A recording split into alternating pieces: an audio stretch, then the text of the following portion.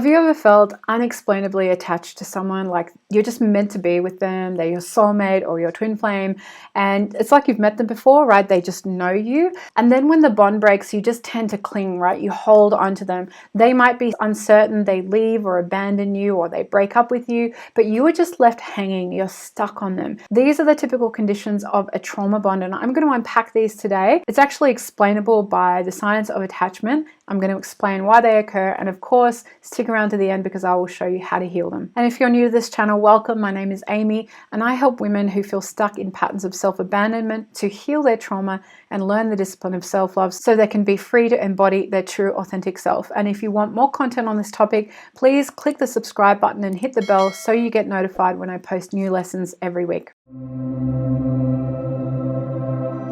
Before we begin, Heal Your Heart School is open for enrollment, so if you'd like more info on how to apply for that, make sure you stick around to the end. Now, my experience with trauma bonds has been quite extensive. I've been in and out of trauma bonds for probably about a decade, and when I experience them, it feels like you need that person like you need oxygen, right? If they're going to leave you, it feels like you're going to die. You feel really unsafe in your body without them.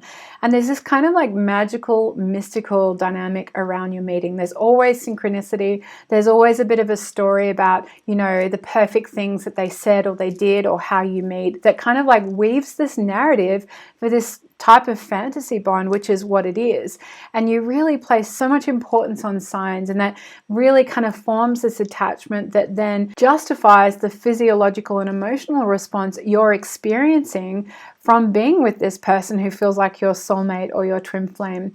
But actually what's going on underneath is a type of trauma response. You're actually being triggered by the familiarity in them, and it's not necessarily they're familiar in what they say or do or look like. It's actually familiar in how they make you feel. And this is happening at a subconscious level. There's a lot of positive projection that's going on over them. This is in overdrive, more so than when you just meet someone you really like for the first time.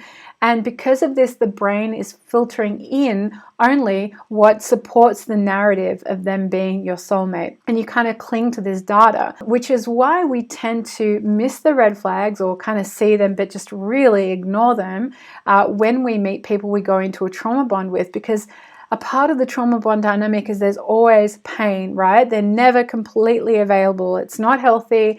There's pain as well as love, right? They're ambivalent about you. They're unsure about you. They want to be with you. They love you. You're the love of their life, but they just can't for some reason. There's always that kind of distance that's there, right? And I noticed for me that when I was in relationships that seemed to be kind of too boring, I was used to this kind of trauma response, and I'd actually sabotage the relationship. I'd actually kind of create friction or create problems in order to kind of get this kind of chemical high that I was used to and accustomed to in the trauma bonding process. And of course, when that trauma bond then eventually gets too painful, like you just can't tolerate it, for me, what would happen is it would break and I would just move on to the next person super quickly. Like I would just flick between one and the next. I would take no time in between at all. And it was kind of like my octopus tentacle went from one person and it would never detach until it was too painful, and then it would just like land on the next person. And I was super attached to them. I couldn't let go.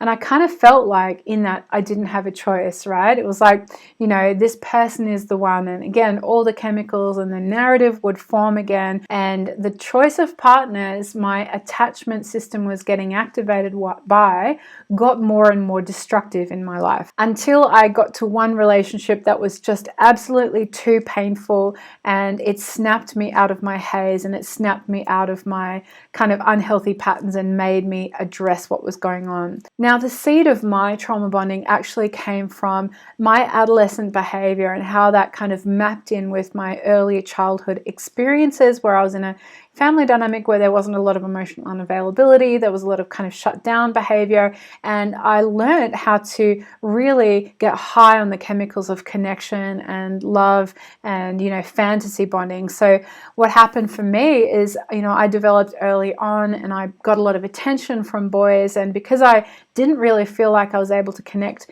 deeply with my caregivers when I was young, there was kind of a lot of distance there. I really responded to the interest I was getting from them. And I developed early on this kind of need to connect and get the dopamine high and get the adrenaline hit of, does he like me? Does he not like me? And it actually turned into a self-soothing mechanism for me. I didn't know this was going on. I just thought this was completely normal, but it wasn't an actual physical like bond or anything. It was just simply a fantasy in my head. Like, it was typical schoolyard behavior, but the fantasy effect it had internally in me was massive, and it is what kind of led me to develop more significantly painful trauma bonds in my adulthood. Now, you might know of or have experienced a more significant traumatic experience in your childhood.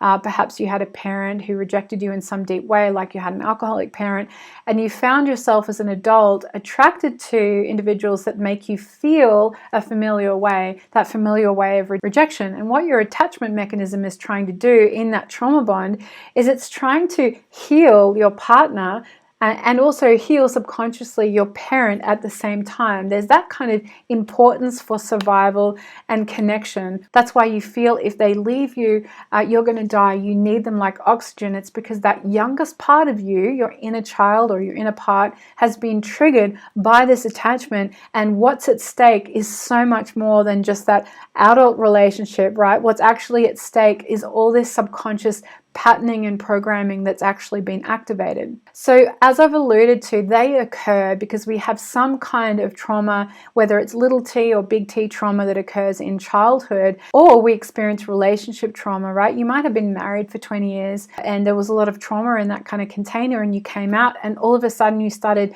experiencing these trauma bonds with guys because you had this experience where it was so traumatic, and now you're trying to kind of like heal that. So the stakes are so much higher.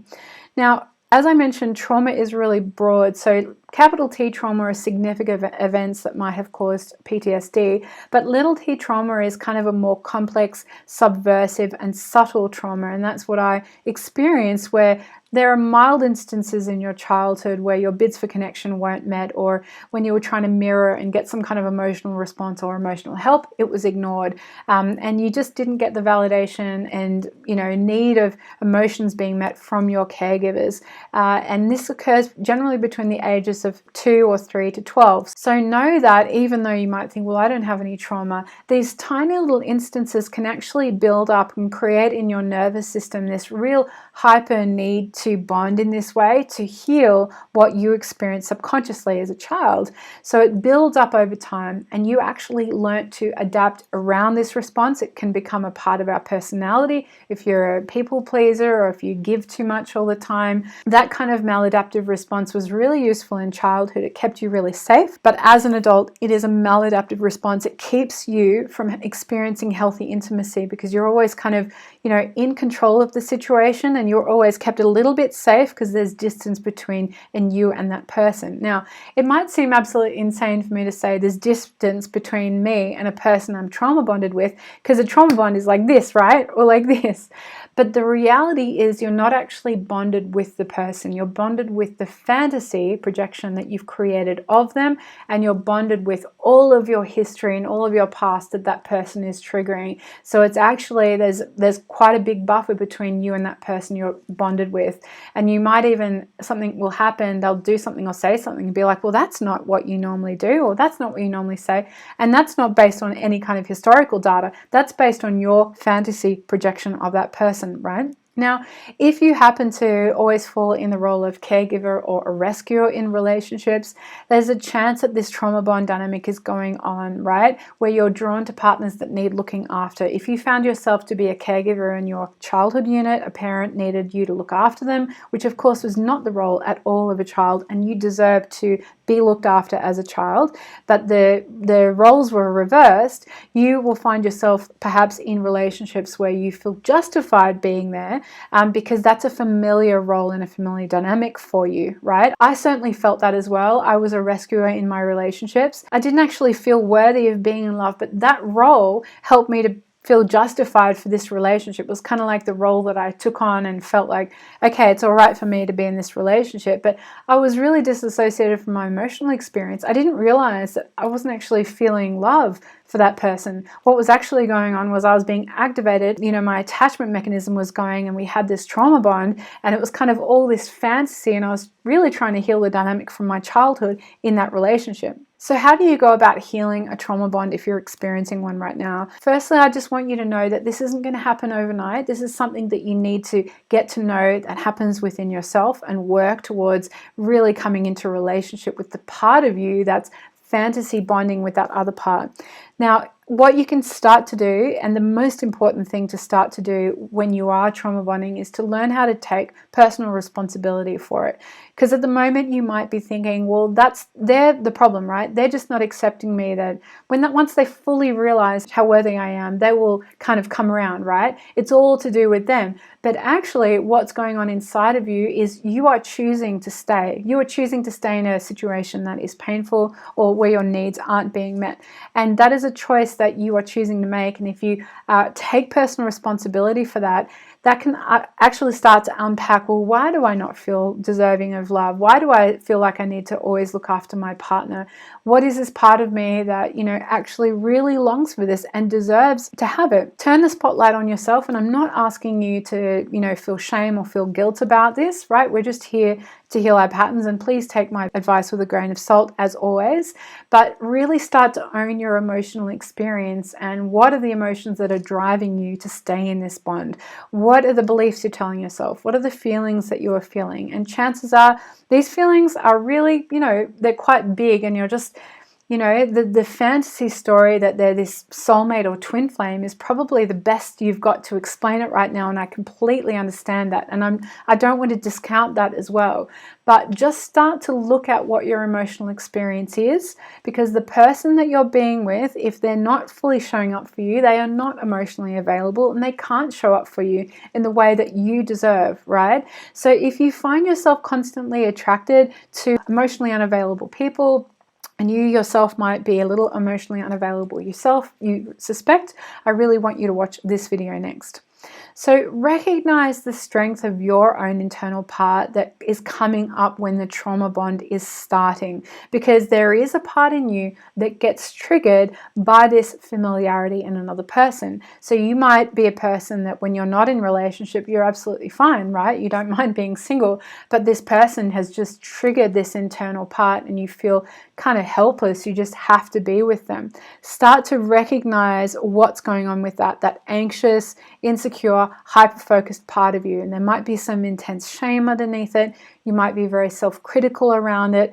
The healing work is in actually acknowledging that part, looking at what it is, and learning how to reparent it, which is a process of owning it and coming into positive, loving, compassionate relationship with it, which is something that I teach in Heal Your Heart School. But I actually want to invite you to watch my webinar that goes through the steps of reparenting. If you're finding yourself in a trauma bond at the moment, the 3 proven steps to self-love after a toxic relationship ends. Even if you're in a toxic relationship right now, this will be relevant for you. So please click the link in the description below. And I have a free Facebook group. If you'd like to come and ask me any questions about trauma bonds, I would love to answer them in there. I'm live in there almost every week.